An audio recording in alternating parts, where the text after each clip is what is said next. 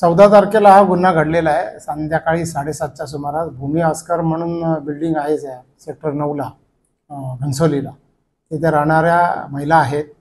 त्यांच्या घरी संध्याकाळी 7:30 वाजता गुन्हा घडलेला आहे। एक इसम जो त्यांच्याकडे ड्रायव्हर कम कुक म्हणून काम करत होता आणि तो पैसे देण्याच्या बहाण्याने त्याला फ्लॅटमध्ये एंट्री मिळाल्यानंतर त्याने त्या महिलेला बंदूक सदृश्य अशी वस्तू दाखवली आणि 5 लाखाची डिमांड केली। त्या महिलेने घाबरून स्वतःच्या गळ्यातील 32 ग्रॅम वजनाची चेन काढून दिली। त्याच्यावर समाधान न झालं तर 30,000 रुपये त्याने स्वतःच्या अकाउंटवर ट्रान्सफर करून घेतला। त्याच्यानंतर महिलेने आरडाओरडा केल्यानंतर तो तिथून पळून गेला।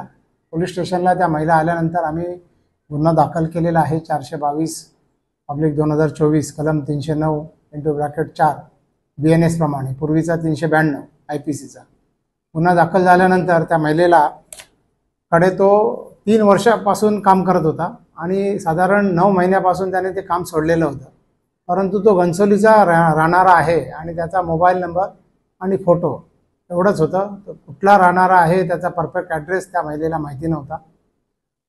ही माहिती मिळाल्यानंतर आमच्या संपूर्ण टीमने पोलीस निरीक्षक तिटे, पोलीस निरीक्षक चव्हाण आणि सहाय्यक पोलीस निरीक्षक दीपक खरात आणि त्यांची टीम यांनी आपापले सोर्सेस गेअरअप करून टेक्निकली ॲनालिसिस काढून जी काय माहिती मिळाली अकॉर्डिंगली काल दिनांक 16 तारखेला ठाण्याच्या वैतीनगरमधून त्याचं आम्हाला डिटेल मिळाल्यामुळे तिथे टीमने जाऊन त्याला ताब्यात घेतलं।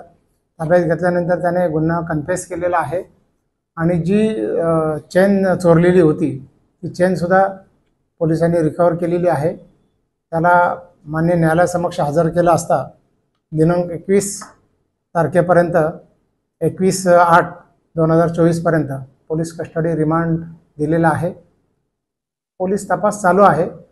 त्याच्याकडून ती जी बंदूक सदृश्य जी वस्तू आहे ती रिकवर करणं बाकी आहे। त्याने ट्रान्सफर करून घेतलेले जे पैसे आहेत ते रिकवर करणं बाकी आहे आणि पोलीस तपास सुरू आहे। प्रथम तपासामध्ये त्याचा बॅकग्राऊंड बद्दल काय माहिती भेटली? तो सुशिक्षित आहे काय की त्याची गुन्हेगारी पार्श्वभूमी वगैरे काय होती का? त्याची गुन्हेगारी पार्श्वभूमी आहे। 2015ला डोंबिवली रेल्वे पोलीस स्टेशनच्या हद्दीमध्ये त्याने चेन स्नॅचिंगचा गुन्हा केलेला आहे। पायी चालत जाऊन चेन स्नॅचिंग केलेली होती। तो गुन्हा प्रलंबित आहे, कोर्टामध्ये प्रलंबित आहे। त्याचा प्रिव्हियस अँटिसिडेंट आहे आणि त्याचा अजूनही काय गुन्हेगारी इतिहास आहे की नाही ते आमचा तपास सुरू आहे। आपण सामान्य नागरिकांना काय आवाहन कराल की अशा प्रकारचा एक गुन्हेगारी पार्श्वभूमीचा माणूस तुम्ही घरामध्ये खूप मजूर ठेवता, तर तुम्ही नागरिकांना काय आवाहन कराल की एखादा एम्प्लॉई जर तुम्ही तुमच्या घरात खूप किंवा ड्रायव्हर ठेवता त्याच्यासाठी काय आवाहन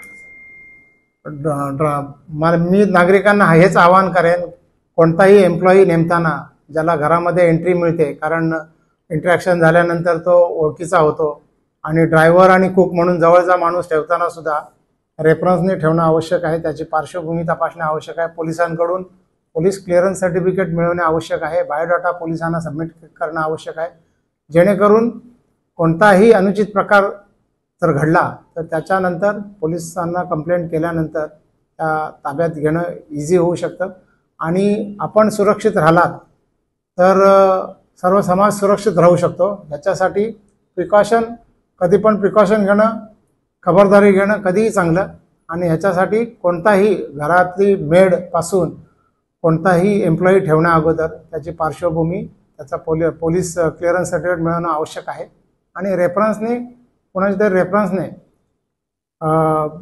नोकरीवर ठेवताना काळजी घेतली पाहिजे। धन्यवाद।